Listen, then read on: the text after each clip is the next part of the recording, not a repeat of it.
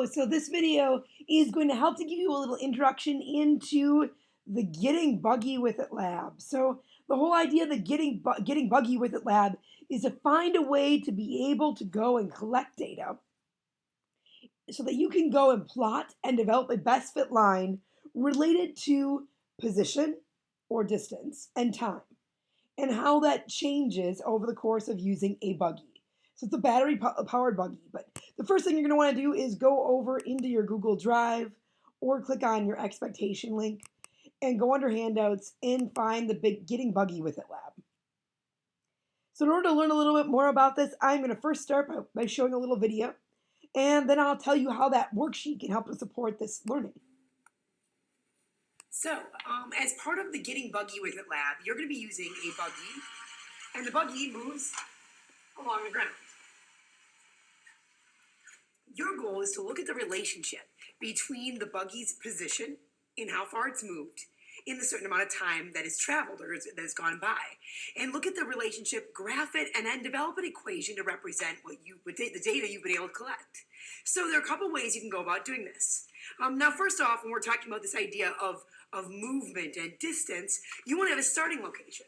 So you're going to start from a certain point, and you're going to turn on your buggy, and you want to figure out then time as a relation distance position. That's your challenge. So now you want to see if you can develop an experiment that will allow you to collect position or distance data and time data. So with that in mind, we are going to start by going through and seeing if we can start to collect that information. So first off, let me pull up my iPad real quick. Our objective for this lab is to go through and determine the mathematical relationship between the buggy's position, or if you want to call it, instead of position, if you want to call it distance, that's fine too, and its time. So obviously, as part of these materials, you're going to be using a buggy, you're going to be using a meter stick, and you're going to be using a stopwatch.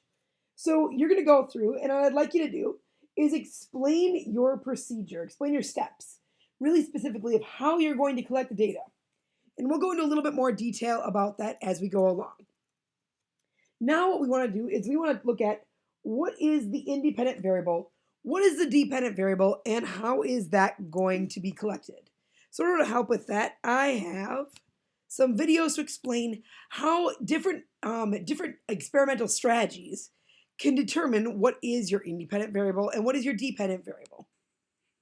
So you want to go and collect data regarding position or distance and time. So now you have to figure out which of your variables will be your independent variable and which will be your dependent variable. And when we talk about this idea, we're saying which of the variables are you going to control? And then which variable, that would be the independent variable. And then which variable will be dependent on your independent variable.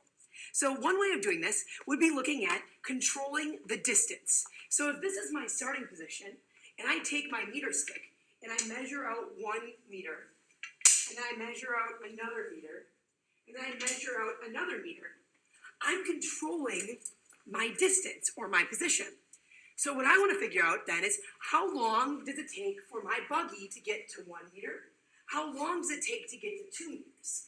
So under this circumstance, position is your independent and time is your dependent. You're controlling your position values and you want to figure out what's going to happen to your time. So now, what you'd do here is you'd use your stopwatch or use your phone, use your iPad, a timer, and maybe even use the lapse setting to figure out how much time it takes to get to each of these points. So I'm going to show you an example, and I'm going to show you through my hand motion when I would be collecting time data. Ready, set, go. And now. And now. So that was looking at controlling your situation in regards to your position. So now what I'd like to do is see if we can look at how this relates to a couple different pieces. So let me see if I can get this out of my extended mode. There we go. And I'm going to pop up on my screen, my iPad again, to give you a little bit more just kind of summarization of what we were just seeing on there. So to begin with, as you're going through this and as you're looking at this, you're going to see, once again, this idea that, let's see what pops up on the screen. Well, anyway, once again, what you're going to be seeing is this idea that your independent variable is going to be your variable that you control, the one that you pick beforehand. In other words, the variable that you are going to be setting and predetermining. There we go. Predetermining before the experiment even begins. So that's going to be your independent variable. So you pick it before the experiment. You picked where you were going to be collecting your time data. So that would be position being the independent variable. Or you know that time was going to be your independent variable. That as you went through every single 2-second period, you went and you collected data. Dependent variable is the variable that you collected after the experiment. It's a variable that depended upon the independent variable. Here's another example of how your independent and dependent variable could look a little different in this experiment. Another way of being able to collect data would be by having time as your independent variable and position as your dependent. So let's think about what this means. Independent variable would be the one I control. So if I control my time, I'm going to want to figure out how far does my buggy go every 2 seconds or every 1 second. And the way we can do that is let your buggy run and then at 2 seconds make a mark. So figure out how far did it go in that time frame. So I would say use little pennies, use some kind of paper clip. If you could go outside, use chalk and make a mark every 2 seconds is what I'm going to pick for my independent variable. So independent variable is the time, and I want to go and collect data for the position. Okay, so ready, set, go. 1, 1,000, 2, 1,000, 1, 1,000, 2, 1,000, 1, 1,000, 2, 1,000. Now, I'd suggest that you actually use a stopwatch and actually look at your clock during that time versus saying 1, 1,000, 2, 1,000, but use your clock, figure out when you're going to want to put down each of your marks. And then you're going to want to measure from there. So measuring from our initial position, so from our 0 position, how far did it travel in your first 2 seconds? Write down that time or that information. Now, the critical piece in this case is you want to measure then for your next, for 4 seconds, you want to figure out how far total did it travel in those 4 seconds. So you're going to want to measure from here all the way over here for 4 seconds. And from here all the way over here for 6 seconds. Once you get your data, you're then going to want to graph it. So again, when you talk about your independent variable, whether that's position or time, depending on how you set up your experiment, that goes on your x-axis. As far as your dependent variable, that goes on your y-axis. You're going to want to graph it and then develop an equation that will help us understand the significance of the information, the data we've been able to collect. Have fun buggying.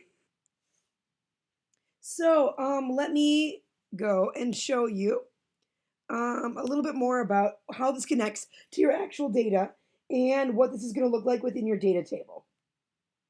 So let me see if I can pull this up on my screen again. First off, for example, this is an example of your buggy data. If you have a situation where your independent variable was your position, that would mean then your dependent variable was your time. So it might be, and I'm going to kind of change this a little bit, but it will be then that your control, the data beforehand, what you control is your position. And let's say your time at 0 position, so when you first start, is 0. Maybe your time afterwards is 0.5 seconds after 1 meter. After 2 meters, maybe it becomes 1.0 seconds. At 3 meters, it was, let's say, 1.51 seconds. Yeah, that would be the situation where you control your position and you measure your time. Once again, you're going to have 10 total data points. And as you move along in those data points, your position should continue to get bigger and bigger and bigger and bigger as you get further away from your starting point. Now, you might also flip this around again, and it might be that instead of having a total of, or instead of having your independent variable as being your position, your independent variable might instead be your time. And instead, your dependent would be your position. So in that situation, you would say, I am going to count with my stopwatch every single 2 seconds for a total of 10 points. And then I'm going to measure how far did my buggy go after 2 seconds. So you're going to measure how far did it go after 2 seconds? How far did it travel after 4 seconds? How far away was it from the starting point after 6 seconds? Once again, your position is going to be getting bigger and bigger and bigger. The idea is you're measuring it from your starting point. After you get your data, you're going to go to this URL. This is going to explain how to use a graphing program called Desmos to be able to interpret this and make sense out of it. Then you're going to go and take a screenshot of your graph that you create, and then continue on with variables involving looking at the significance of our graph as it relates to the best fit line, transferring that into a different form, slope intercept form, and then eventually transitioning into the standard form and answering the right remainder of those questions. So please let me know if you have any questions as you go along. But that's the gist of how we are going to be moving through this lab. Have a great time getting buggy with it. And like I said, once again, please let me know if you have any questions as you go along.